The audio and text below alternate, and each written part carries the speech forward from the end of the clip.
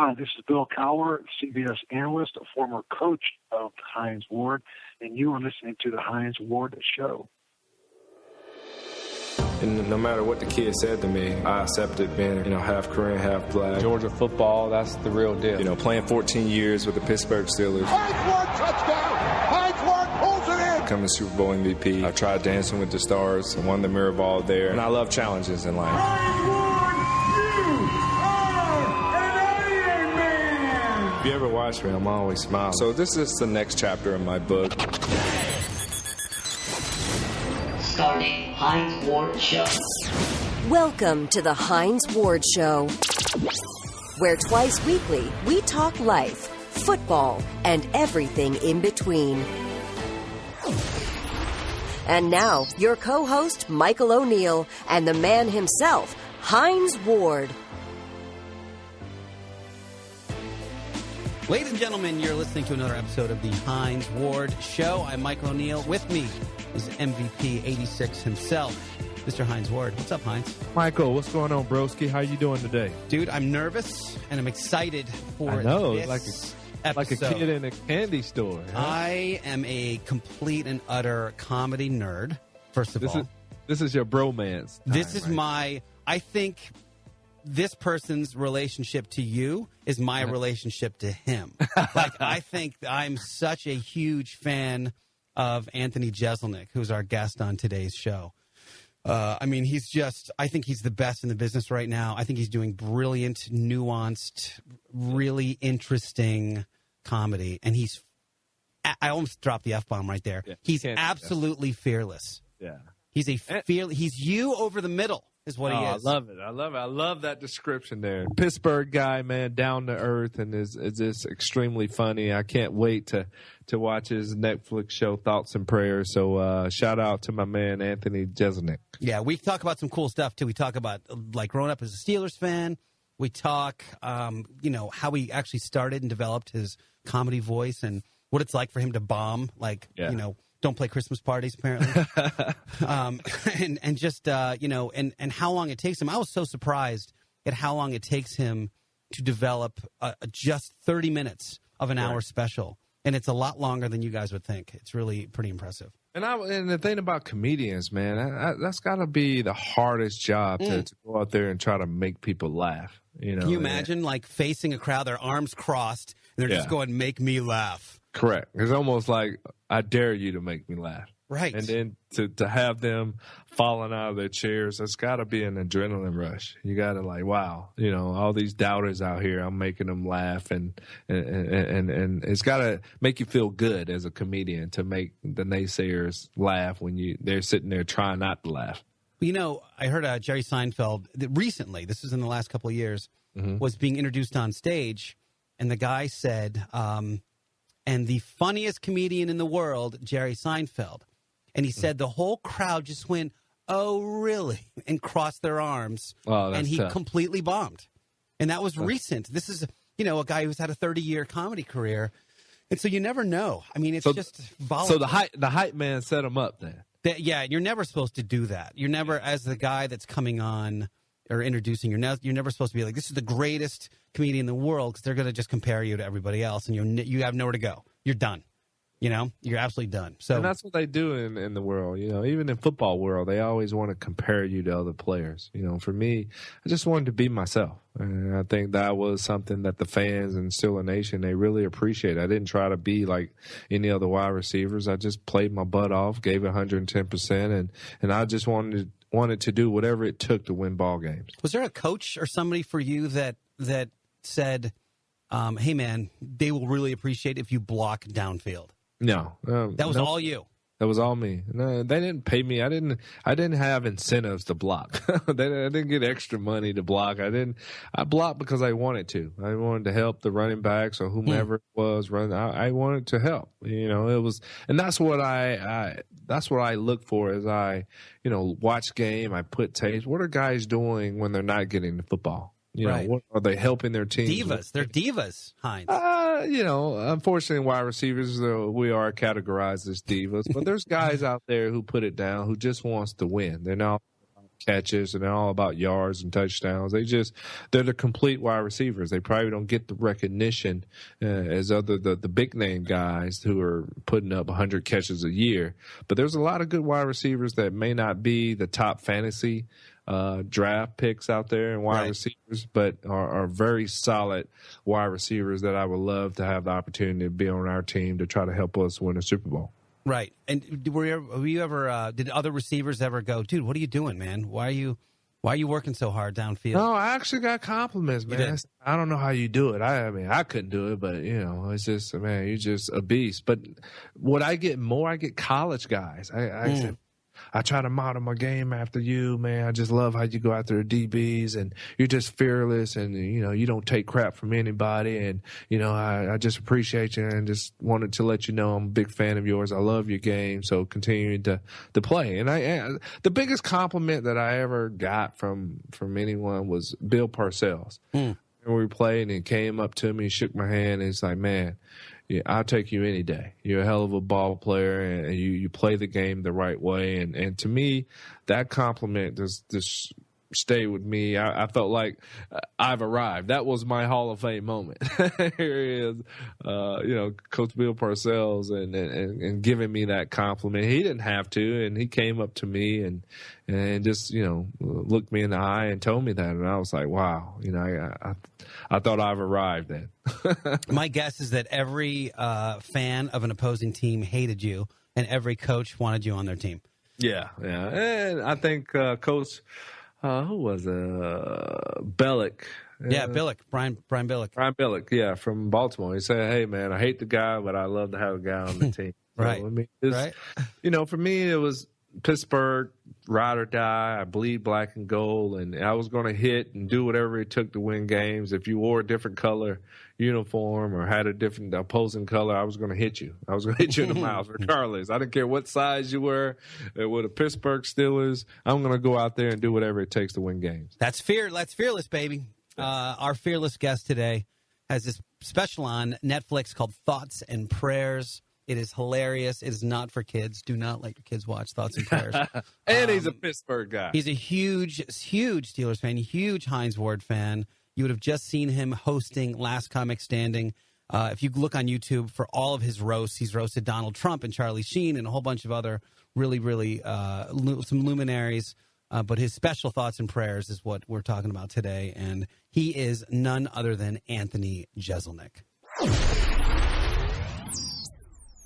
Anthony, so awesome to have you on the show. How are you today? You are on with Hines Ward and Michael O'Neill. I'm great. Don't really care about the whole Michael O'Neill part, but it's great to be on the phone with Hines Ward. It's great to be talking to Hines. Funny, Michael. It's naturally funny. I don't blame you. I'm his Rosenthal. That's how that works. What's up, Anthony? Man, appreciate you coming on the show, my brother. Oh, thrilled to be doing this. Ever since you guys got in touch with me, my parents have been psyched. They keep asking me, when are you talking to Hines? When do you get to meet Hines? This is a thrill for my entire family. Well, you tell them I give them a big shout out. And I heard your mother had a birthday recently, right? Yeah, just turned the big 6-0. So I just went back to Pittsburgh for a couple of days to surprise her and celebrate, hang out in Pittsburgh for a few days, and now I'm back home in L.A. with work to do. Well, happy birthday, Mama Jeselnik. Oh, she is listening. She listens to everything I do, and this will be no different. Oh, good. She's a fan. She's a fan. Were you a funny kid? I tried to be. I think I kind of had to develop. I was an obnoxious kid. I guess I would always have to. I would think of jokes, and I would have to say them and disrupt class and disrupt church and whatever it was I was doing. I had to go and ruin by talking. And eventually, I found out that I didn't get in trouble if people laughed at it. I always described my sense of humor as trying to make the teacher laugh. If the kids laughed around me, that was fine by getting into trouble. If the teacher laughed, then I couldn't get in trouble. They couldn't send me to the principal's office if they laughed too. So I tried to be a little bit smarter about my humor. Now, were you in the principal's office often? Very often. And I didn't like it. I always felt upset. I always felt like I was really in trouble. I wasn't one of those kids who just thought, screw you, I don't care what you think. I really cared what they thought. I didn't like getting into trouble. And I think that's part of what made me a comedian, is having that balance, Well, your comedy special on Netflix, Thoughts and Prayers. I'm sure I've seen it 5 times at this point. Easily the best special on Netflix. It's unbelievably funny. And Michael, I don't have Netflix, man. I gotta get that. How do you not have Netflix? You don't have Netflix? No, I do not, man. I told you, I'm like computer illiterate. I don't internet or whatever. I'm old Comcast, and it's on demand. You probably have 9 devices at your house that are Netflix capable, dude. And I don't know how to work any of them, so I have to make sure I get that and watch Thoughts and Prayers there. Ask your son about how to get Netflix on. Yeah, my son, he knows it. Because he has it on his Xbox, I think. When Anthony, Yeah. go ahead. Sorry. I was saying, I bet you have it and don't even know it. I bet you watch Netflix 5 times a day and have no idea what it is. You're probably right, Anthony. You're probably right. So, what was it like growing up in Pittsburgh as a young Steelers fan? And what's your best Steelers memory growing up? God, I mean, when I was a kid, I remember the team was bad for a long time when I was a kid, but everyone was a Steelers fan. I didn't realize how big a Steelers fan I was until I left Pittsburgh. And I went to college in New Orleans and moved to L.A., and I realized, I'm crazy. I'm crazier than all these people. In Pittsburgh, everyone's nuts. My favorite Steelers memory as a kid was I grew up in Upper St. Clair, and for some reason, I don't know why they did this, but the local police would give away football cards.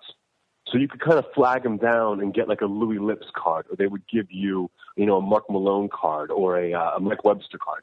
But in order to get them, you had to stop the police. So we would see the cops driving through the neighborhood, and we would just run out in the middle of the street and jump in front of their car and stop them. And the cop would think either someone's getting killed right now or this kid wants a football card. And so we were constantly doing that. It never struck me as being a weird thing to do until later on in life. But yeah, the cops didn't have a lot to do in Upper St. Clair if they were just passing out football cards to kids. Anthony, who was your favorite Steeler of all time? Hines, this is going to sound like I'm kissing up to you, and I am not. I would never do that. You are my favorite Steeler of all time, all right, well, by a mile. Tell me why. You broke a Cincinnati Bengals linebacker's jaw. That is unheard of for a wide receiver. You were the most physical wide receiver. You made plays whenever we needed something clutch. You were the clutch guy to do it. And the smile, man. The smile got me every single time. Even if you made a mistake, you were up and smiling, and you knew you were going to get that next play. I loved you. I mean, I can't tell you how many times I would be sitting there watching a game in my Hines Ward jersey, just jumping up and screaming, Hines, at the top of my lungs anytime you did something good. If you look into my Twitter feed, actually, I've only sincerely tweeted one thing in my entire life, and that was a thank you to you when you retired as a Steeler. Wow. That was a thing, and people thought it was weird that I wasn't making some sarcastic joke, but I was sad that you retired, but I was happy that you retired as Steeler. Correct. I didn't want to see you in any other uniform. That would have been heartbreaking. And I didn't want to play in another uniform. I mean, 14 years is a blessing, and of course, as you get older, you always think you can play the game. But I was talking to Michael about it the other day. It was just, played in 3 Super Bowls. I made Pro Bowls. I won 2 Super Bowls, Super Bowl MVP. I've gotten everything I wanted out of football, and I wasn't one that was big or moving around, and I didn't feel like playing for another team. I would give that same passion like I did when I was playing for the Pittsburgh Steelers. So it was a lot easier for me to walk away from the game, looking back and reflecting on 14 years. Man, it was a blessing in itself to play that long, but to do it all with a great organization and to have the opportunity to win 2 Super Bowls there, that was just a blessing. So I appreciate the support and the love, my brother, man. Oh, absolutely. I mean, the entire city feels the exact same way that I do. We all love you. You are beloved. Anthony, I'm the same way, like all-time favorite player. And we just did a show yesterday about the Super Bowl against Seattle. We did like an hour and 10 minutes. Hines. Yeah.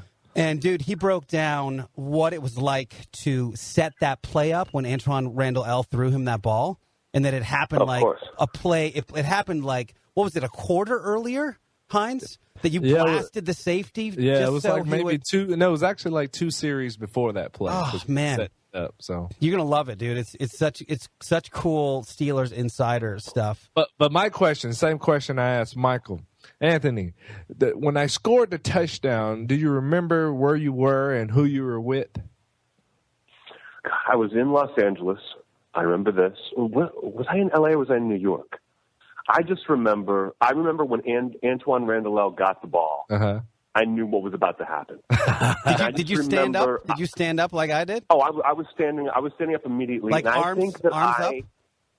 Arms up, jumping up around. I'm sure I was hammered. And I remember that it's only Pittsburgh play to be hammered. Yeah. As you catch the ball and you kind of did kind of like a dance, like a skip into the end zone. You were so happy. I was matching you with that dance. I was doing the exact same thing as you when you hit the end zone. You were skipping that was one of the greatest moments ever because I knew we were going to win the game right there. I knew it. That's awesome. You don't lose a game when you have a play like that.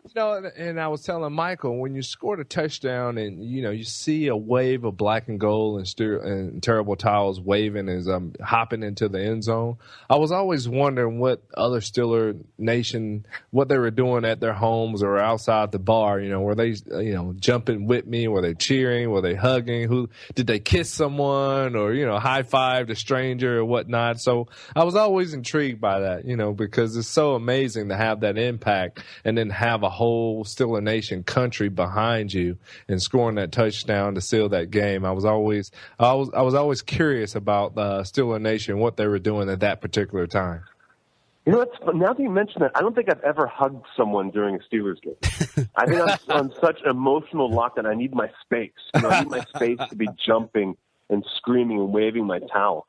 But I've never felt joy quite like that. And I remember hearing a story that when they called that play in the huddle, that you and Randall L. looked at each other with just big smiles on your faces. And I'll never forget hearing that because that makes such sense to me. That makes such perfect sense that you just knew just by calling the play it was a done deal. Yeah. No one was going to mess that up. It was in the books at 6 points. Now, I love that. Now, on Steeler Sunday, when you were younger, did y'all always have Steeler Sunday? Did the whole family come together? Did y'all cook a big meal, or how was the Jeselnik home on Steeler Sunday? The Jeselnik home was good. My mom was a big cook.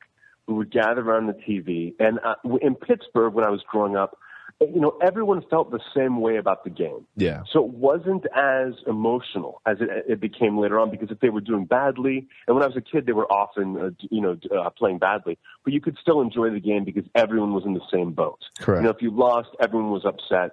My mom would make meatballs. We'd have meatball hoagies, or we'd order some pizza. Whatever we did, we did kind of as a family, and we ate the entire time. But once I left Pittsburgh and came to LA or New Orleans, I would often be the only Steeler fan in a bar or a room full of people, or the only one that I knew. And then I took the game so hard. Yeah. Where if we lost, it ruined my whole week. Until you won those 2 Super Bowls for us. And I consider you guys doing like me a personal favor because only then could I calm down and watch the game like an adult and not be a petulant child anytime we lost because I felt like, well, at least we have these 2 Super Bowls that I got to watch and enjoy. See, I told you, Michael. I mean, when we won the Super Bowl, there was a big generation gap. And I think winning the Super Bowl just wasn't for myself or my teammates, the coaches, but the Steeler Nation in itself, because for the younger generation, they didn't have anything that kind of, associate themselves with. Yeah, it was a great organization. The teams in the 70s won 4 Super Bowls. But, I think winning that Super Bowl and winning Super Bowl 40, I think a lot of people, a lot of younger generation, they resonate. Held on to that because it was, you remember where you were at and how, who you were with at that particular time. So you felt a better connection with the team because you're a part of that Super Bowl as well. I agree. Exactly. Sorry, man. It connected 2 generations.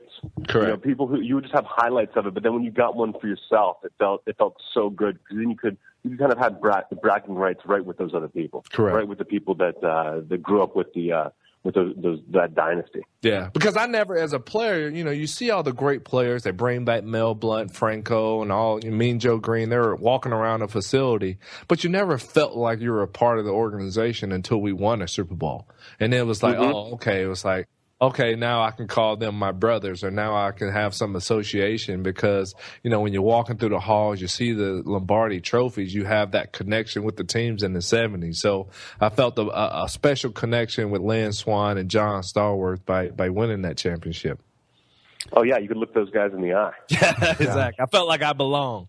Well, and also it's like that's when I came back online, because I was a fan when I was a little kid. And then kind of through the 90s, I don't think I was as much of a fan. And then Cower came, Cordell Stewart came. We just kept getting closer and closer and not quite getting there, like losing in AFC championships. And all of a sudden, it was like that magic year. And then the next magic year when we actually won, right? It was 15-1, and then boom, there's the Super Bowl. So you're saying you were like a fair weather guy? Yeah, like totally fair weather. You weren't from the beginning? Totally fair weather is what I'm saying. Yeah. That's the case. He's naturally funny, man. I can hang out with Anthony all day. What's your game day routine now, Anthony? Like, what do you watch at home? Do you go to a bar? Like, what's the scoop? I cannot watch games at a bar. I'm in LA, so it's 10 a.m. for me for most games. So I get up early. I have like the DirecTV package, so I can watch all the games. Always put my jersey on. Always have and I still have the Hines Ward jersey. I put the Hines Ward jersey on. I have my terrible towel, and I usually watch them by myself. Unless my brother is in town or something, or like a good friend I know from growing up, I'll have them over. But mostly it's me because I get so emotional that I embarrass myself. Sometimes I'll put whole quarters on mute if we're not doing one. I'm watching the game, but I get so worked up that I want that W. I don't care how we do it or what happens. And I'm constantly worried about injuries. I'm worried about someone on my team going down and ruining the whole season. I feel like the Steelers would have won the Super Bowl this year if it wasn't for a lot of those injuries. So that's a point of tension for me. But I just can't watch around other people because I embarrass myself. And a lot of people in my family are the same way. My dad goes for long walks during Steelers games. He can watch it, but unless it's a blowout in the Steelers' favor, he has to walk away. I love it. Die hard. Well, it's what it should be, man. It's we all got our routines. So in terms of your comedy, here's the cool thing about Hines. I thought he was always fearless going over the middle, and I think you're a really fearless comic. And I've been wanting to ask you, like, when you were coming up, when people weren't there to see you, it's so ballsy, the kind of comedy you do in that voice. What were those first experiences like for you? Like, were you bombing all the time, or did people kind of get it a few minutes into it? Mostly bombing. And I'll take it back to Hines. Here's what I learned from you, Hines, or what I could see myself in you, is that you, and tell me if I'm wrong, you seem to enjoy the failure as much as the success. Yes. You knew that you had to fail in order to succeed. So if you dropped a pass or you took a big hit, you popped up smiling because you knew this was part of the process. Correct. And that's kind of how I attacked stand-up, is that I knew you had to be bad for a while. Yeah. You have to be bad for a year or two, even if you're going to be great. There's no one who steps up to the mic and it's just amazing right off the bat. Correct. The way that I see it. So I would go up and I would fail, but I would fail in interesting ways. So I knew that like I always say, a 1-star review and a 5-star review are the same thing to me. You're either going to love me or you hate me, and I kind of embrace that. Whereas if someone gives me a 3-star review, or they kind of sit there and they say, that's okay, that destroys me. So I just kept on attacking and kept on trying to enjoy the failure, laughing at how badly I would do at some of these shows before kind of people figured it out and before I got better. There were a couple of years there where I was just bad. I thought I was good because you have to have that ego in order to get up on stage and fail like that and over again. But I found you had to be able to enjoy that part of it. And then there was nothing you couldn't do because nothing could really hurt you. So if that makes sense. So what advice would you give an up-and-coming comedian starting out? Some's kind of the fear of failure, getting on the stage, or, what advice would you give a newcomer? I would just say that you have to go in knowing you're going to fail way more than you succeed. Mm-hmm. And you have to enjoy that failure. You have to be able to enjoy the bad parts of it. If you enjoy getting up at 6 a.m. and hitting the weight room, everyone enjoys playing the game. Correct. But in order to be successful, you have to enjoy practice. Yeah. You have to enjoy like the worst parts of it. You have to enjoy those sprints and everything. To be a great comic, you just need to get on stage more than everyone else around you. If you want to be better than someone, get on stage more. Write more jokes than them. Just keep your feet always moving forward and just know that it's going to be bad for most of it. For those first couple of years, they're just going to be terrible. And if you can enjoy that, then you can do anything. Do you remember your worst bombing, the worst failure? I mean, did you get booed off, or do you remember where you were, what club it was? Or do they all just go together? I mean, there's a lot of shows where you're playing to complete silence, and that is bad. I think the worst one I ever did, I was doing. It was my first time on the road ever. Mm-hmm. And I had gone to open a show for a guy named Doug Benson, a friend of mine, in Grand Rapids, Michigan. It was right before Christmas. It was a small club inside a mall where you could hear through the walls. You could hear what was going on in the mall. And I think there was a U2 cover band playing the whole weekend. So you could just hear them. They were louder than I was, basically. And it was all Christmas parties. So entire companies have rented out this place. And I didn't know that. I just thought, I got to do my act. I have half an hour. And they hated me for every second that I was on stage. And my jokes were so kind of edgy and dark. Yeah. And they just didn't get it. And I was kind of scared. So they kind of took me off my game. And I just kind of had to repeat these things. But every show for, I think, 7 shows in a row, it was just people hating me and then coming up afterwards and telling me what I had done wrong because they thought they could like give me advice. They're helping. I'll be helpful to this guy. Yeah. And it was awful. I don't think it's ever been that bad again. But I remember being on stage thinking, have I made a horrible mistake in my career by doing this? But afterwards they said, no, this is Christmas parties. They are always going to be awful. I think if I performed at a Christmas party right now, it would be just as bad as that show, even though I've come all this way.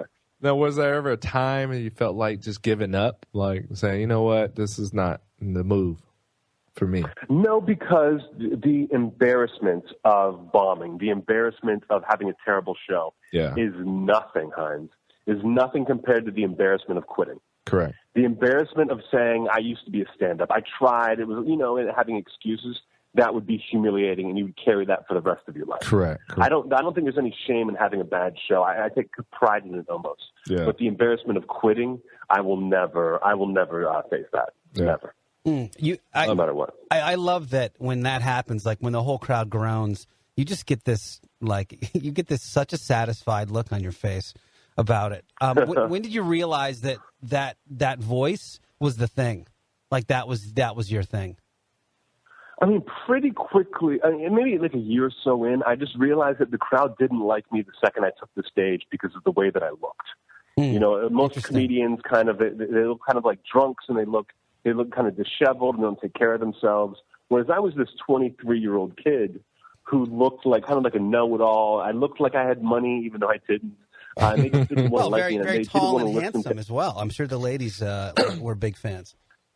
Thank you for saying that for me. So I didn't have to do it. Yeah. But yeah, that doesn't help. You see an attractive comic and you already hate them. Then I thought, if you're going to hate me, let's see how far I can take this. Let's see if I can use that to my advantage. And I would start I wanted to tell smart jokes. And once I told one with a mean twist, I realized, the sound that they make when they laugh is almost guttural. It's almost like a visceral experience. I'm going to try to do that. And then I learned that if you're doing badly, the audience gets uncomfortable because they feel bad for you. They're not mad at you that your jokes aren't working, but they feel uncomfortable for you, and they don't want to feel uncomfortable. They want you gone. Yeah. So if you can just pretend like you're doing great. One of the best things I would do, I would tell a joke, and they wouldn't laugh. They would get mad at me, and I would say, "Oh, I'm sorry. I thought you guys were cool." Or I would say, "That's a great joke. You guys are idiots." And then it took the pressure off of them. Yeah. And then they would laugh at that. And then I thought, oh, if I can keep this going, and just everything will run through this cocky persona of that I'm the greatest. Even though I've only been doing stand-up for 3 years, I'm a prodigy, and you guys are lucky to see me. Then the audience kind of relaxed, and I could do whatever I wanted. And that's when I really felt like I found my voice. What do you think is the most accurate way, because you just said like kind of, smart comedy with a twist. What do you think what's the most accurate way people have described you in reference to your comedy? When people call me the Dark Prince of Comedy. I like that. I kind of act like royalty. I'm very dark, and I don't put up with a lot of crap. So I think that I've always enjoyed that when people say that about me. Do you ever hear like Stephen Wright with a dark twist kind of vibe? Yeah, it would be generational almost, where Right. the older people would say, you're like Stephen Wright, with a dark twist, or you're like Jack Handy, like a meaner Jack Handy, or they would say, you're kind of like a psychotic Mitch Hedberg. It depends on how old you were and which one-liner comic. Or, what I would get a lot is the M. Night Shyamalan of comedy. Oh, It was that's pretty kind of solid. after The Sixth Sense had come out, and everything had that twist to it. That they and they all think they're the first ones to ever say it to me, which is great. Because any comic just wants people to say you are a genius, and there's never been anyone like you.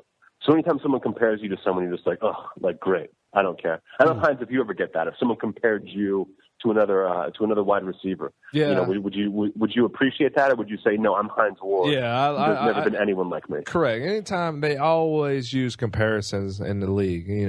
This guy was this. I just wanted to be the best football player that Hines Ward could be. I didn't want to emulate anybody. I didn't want to. I had my own style, and for me, that's what worked for me. Of course, growing up, I had my everyone idolized Jerry Rice, the greatest of all time. Was there a comedian for you growing up? Who was your favorite comedian growing up? I mean, I loved everybody. And I'm sure, the same way you watched all football players. You Correct. tried to learn something from everybody. Yeah. I thought everyone was great. But my favorites were guys like Stephen Wright and Mitch Hedberg, where and the thing I took from them was that they would tell a joke, and the first thought in my head was, how did he think of that? I just couldn't believe that someone could come up with something like that.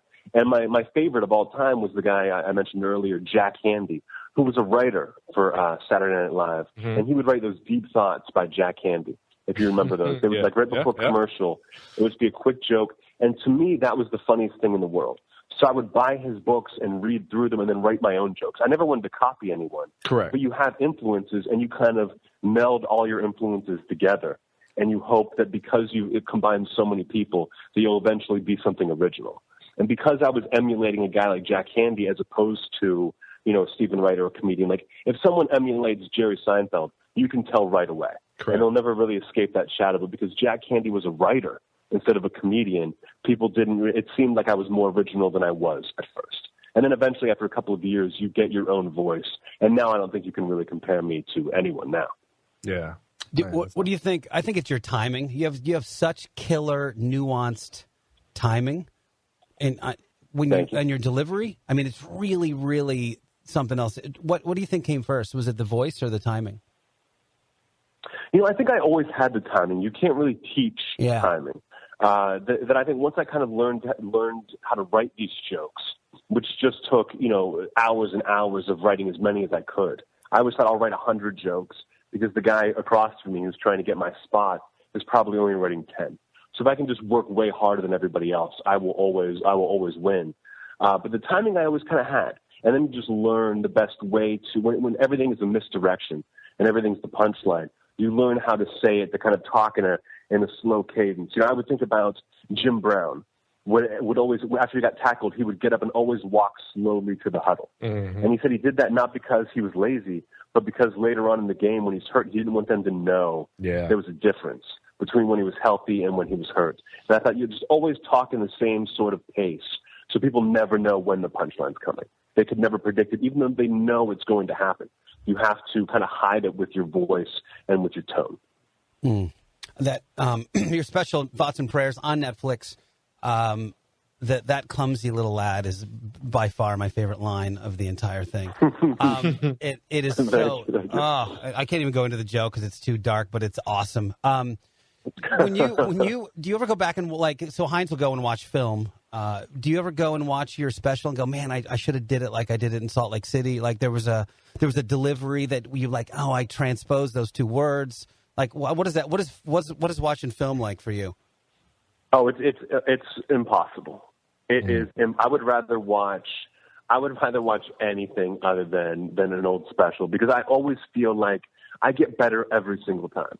Even the show that I think is great, in a month, I can't believe I made all these mistakes, or it seems so different when you're doing it live. And I don't know if you would even understand this, where if I'm doing a show and I know there aren't cameras on me, it's a much different show. Yeah. If I'm doing a live show, I'm just worried about the audience in front of me. But as soon as I know I'm taping a special, The audience knows it. I know it. There's a bit of a tension there that doesn't seem like a real show. Yeah. You know, the specials you get to watch aren't the pure form of a comedy show because you feel like you have to kind of stick to the script. Whereas in a live show, I can go off, I can do anything.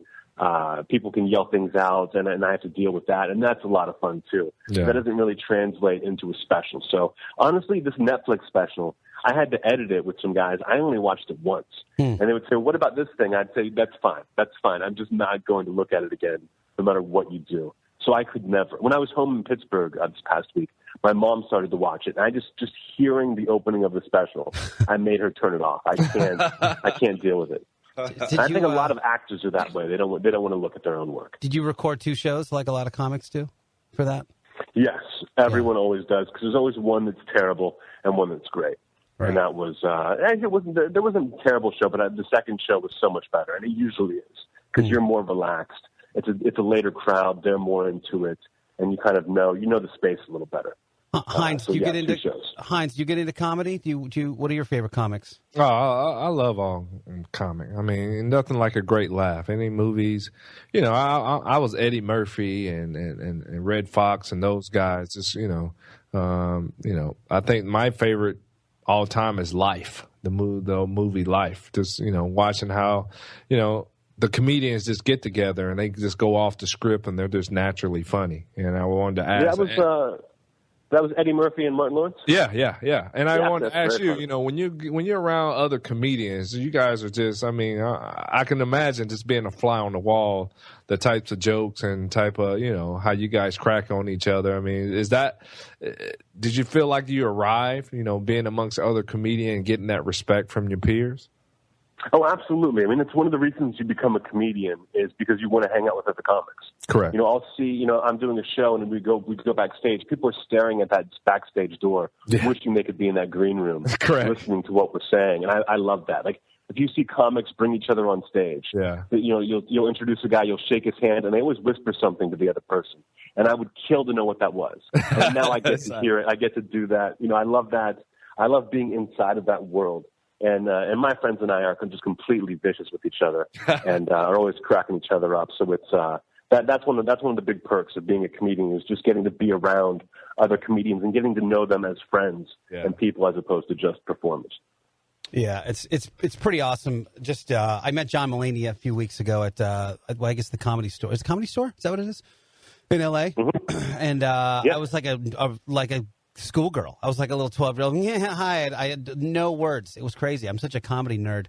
By the way, and if you got to know him the way that I do, you would know that he's a garbage person. He's not a good guy at all. Just terrible. Yeah. But again, there's always a line that sticks out for me and him. It's like, what are 3 other things about him? That's the line at the end of his special when he's like, describing the homeless guy that comes up to him. Like my friends and I joke about that. All the we'll just say it out of the blue, and it's interesting how comedy, when it's done well, sticks with you for so long. Mm-hmm. Like it's I always think it's interesting that there's always one thing that sticks with someone. I have an hour of jokes and all these things I'm very proud of, and I always find that it's like one thing will stick out from the special, almost like you didn't have to do it at all. It's like if you go to a photo shoot and they take 1,000 pictures and they end up using the first one. Like, why did I sit there and do all this other stuff? But it's just you can never predict what they're going to use or what they're really going to respond to and react to. But it's never what you think. How hard? Go ahead, Go ahead.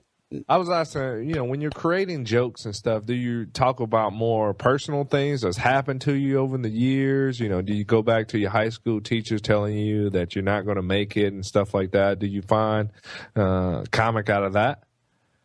I mean, I use that as motivation more than anything. When someone's like, if someone tells me I can't joke about something, then that's all I want to do is joke about that, and I will find a way to do it. That is the challenge. Yeah. And I joke about subjects where there's nothing funny about them. Correct. But that is my challenge. I don't like to joke about funny things. Yeah. I take awful things and try to make them funny. But I try to use a balance of personal experiences because you have.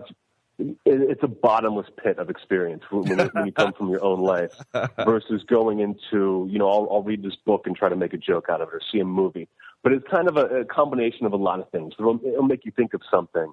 And then you can either tell a personal story, something that really matters to you, because the crowd was always interested in that, or a lot of things where I think this is just clever wordplay. almost. But the more personal it is, then the harder hitting it is, the more the audience enjoys it. And the more I do this, I'm now working on my 4th hour of stand-up. I have to do more personal things because I've just run out of a lot of stuff. And doing personal stuff, it seems more rewarding to me. And the audience cares about me now, and they want to know more about me. Yeah. So that helps. I geek out about the techie side of comedy and how you guys, like, you'll go and do 15 minutes at 4 different clubs in one night. Are you doing that right now? Are you sort of working out around L.A. to develop your album? Yeah, I mean, I barely have. I have almost 15 minutes of new stuff since the last special, and everything from the special is gone. I cannot do it on stage, even if I had to. So I kind of have to embarrass myself into coming up with new material because I could easily sit down and think, I'm done.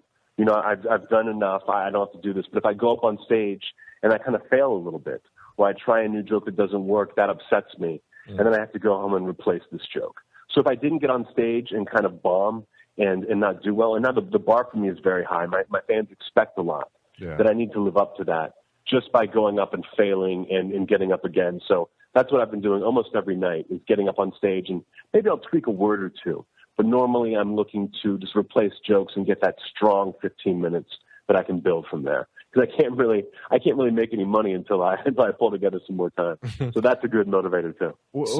Who gives you inspiration to keep the material fresh? I mean, you got to sit there. I only can imagine how hard it is to come up. You can't continue doing the same jokes. Just finding new material and things like that. I mean, is your mom your inspiration, or somebody helps you out and gets you going? No, most people say the opposite. Most people say you don't need to keep turning this over.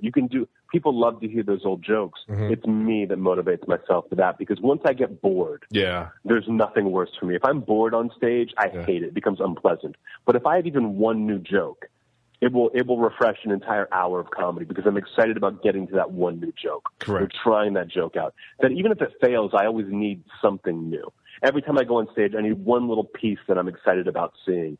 And then once I kind of have the hour complete, I could sit on that for years and just keep touring and touring with the same hour, but I can't do that. As soon as I have the hour complete, I need to record it and then move on, because my goal is to write as many great jokes as I can in my life. Not just in an hour special, but if I just stayed with the same hour, I wouldn't be motivated to keep going. But if I record it, then I need to, even if it's very painful to do, I need to come up with new stuff. That's all me. I don't know where it comes from, but it is not the most pleasant attribute to have. But I don't have any other choice. I don't think there's any other performance type career that you have to literally start from scratch and you can bomb again, even being a super successful comic. You know what I mean? Like, because it's not that way in music. You can always go back and play your hit songs, and even so it's interesting in comedy that, like, what do you bring a notebook on stage? Like, what's your process to kind of go, all right, I got these 5 little bullets, I'm going to do jokes on them and then tweak them? My jokes are pretty tightly written, so I'll usually bring like a piece of paper on stage, and audiences love it because then they get to be a part of the process. So I'll kind of open my show with some newer jokes that I'm not trying out, and then ask their permission. Say, do you mind if I try some new stuff? They always love it. And then I kind of have a pen, I read them, and I check it off across them out. And they enjoy like that. literally, it's not just an act. That's like what you actually do.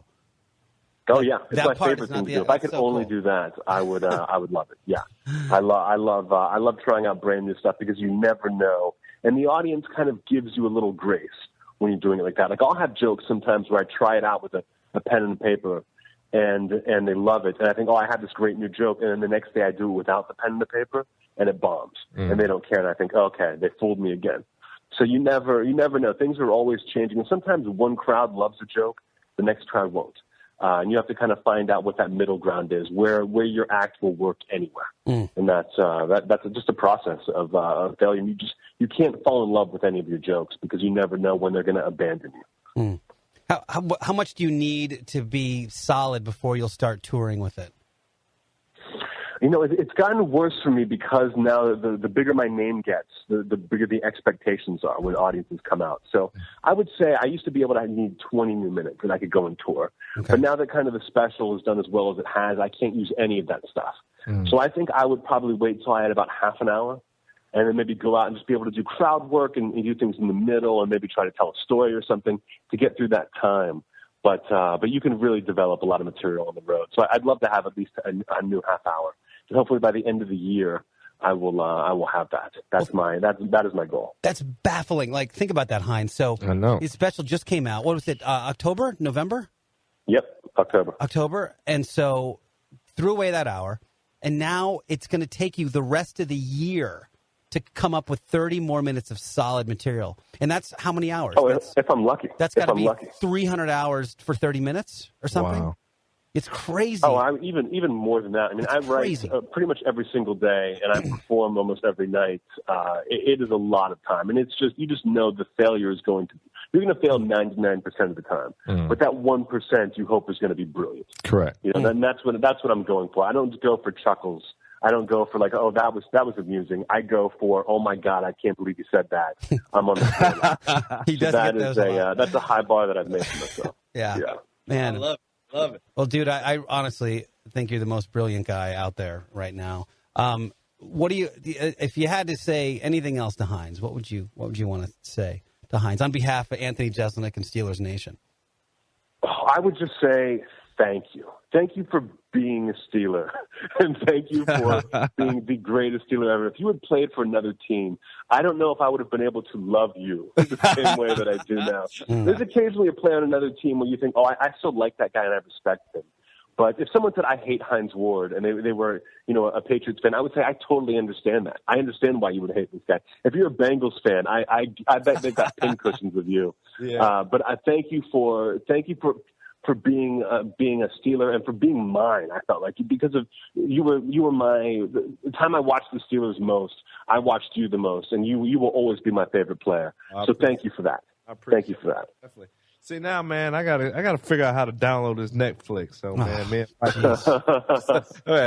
got it. I put you on a guilt trip. Yeah, my wife's on my way to pick up my son from school, so I asked him when he come home. We definitely go check it out tonight. But Anthony, man, it's been a pleasure, man. You're just so down to earth, and that's what I love. And anybody who comes from Pittsburgh, I mean, everyone. I felt like being in Pittsburgh. I felt like if I wanted to go out on a Friday night and knock on someone's door, that they would open up their door and let me in and feed me and have a good time. And that's the connection that the city of Pittsburgh has with the Pittsburgh Steelers, man. And so I'm so honored to have someone as a fan. But I'm definitely a fan of yours. Just you yourself, man, just a down-to-earth, funny guy. You're just naturally funny. I can hang out with you any day, anytime. So you got to let me know when you're ever in the Atlanta area, man. You got to send me a text or send me a shout-out. Or in Pittsburgh, I fly up, man. I got to come see your shows. I've always been kind of a little reluctant going to the shows. Last time I went to a comedy show, and I sat front row trying to show out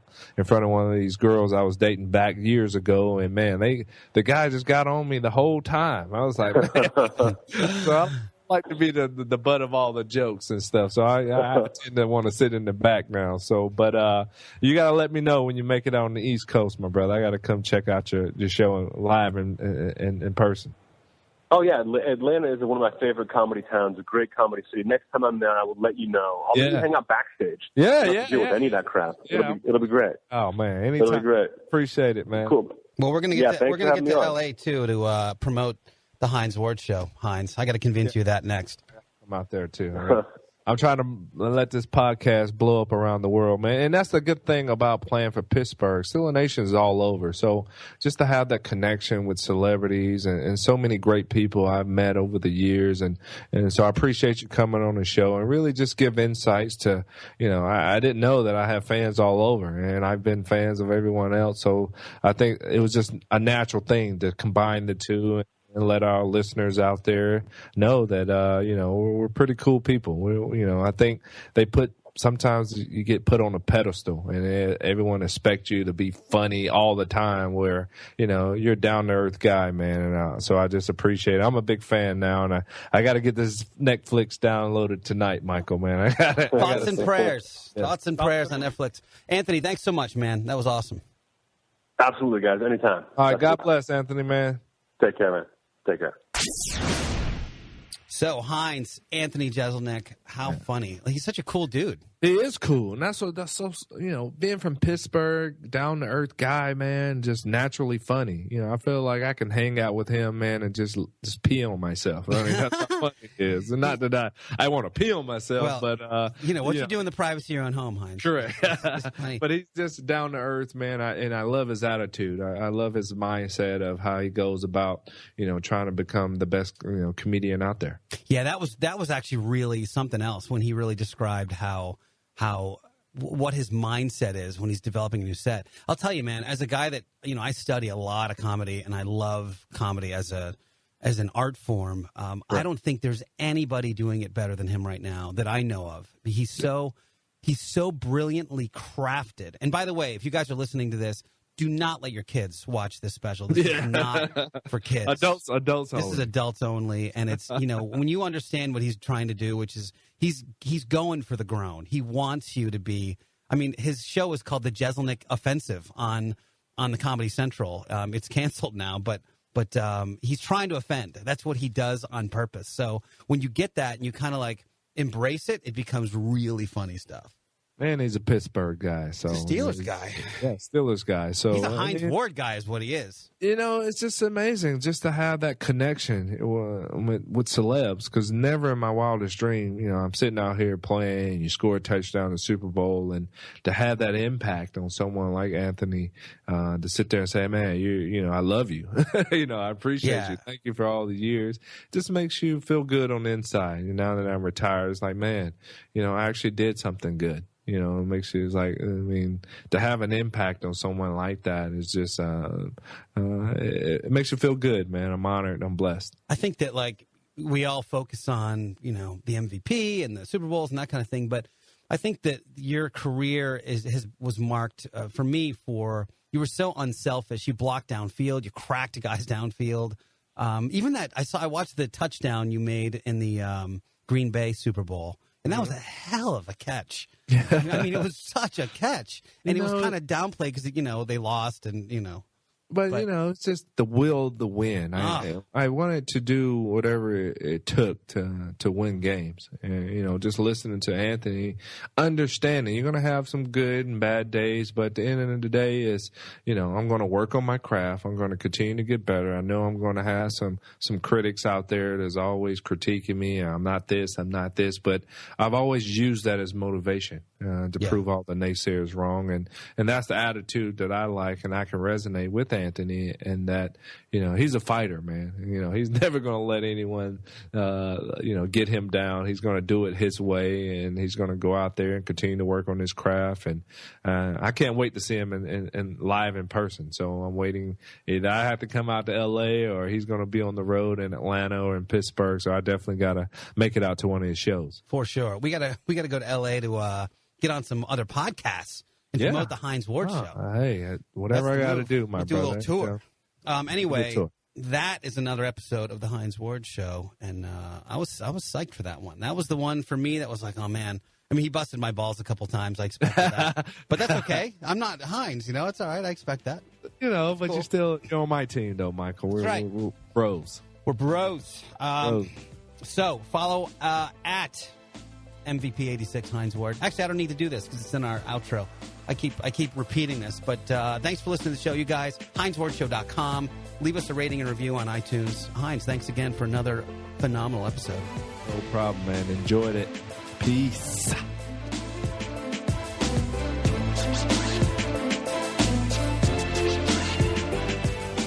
Thanks for listening to the Hines Ward Show. For behind the scenes, follow Hines on social media at MVP86 Hines Ward and Michael at Solo Hour. For past episodes, catch us on iTunes or HinesWardShow.com. Until next time, keep a big smile on your face.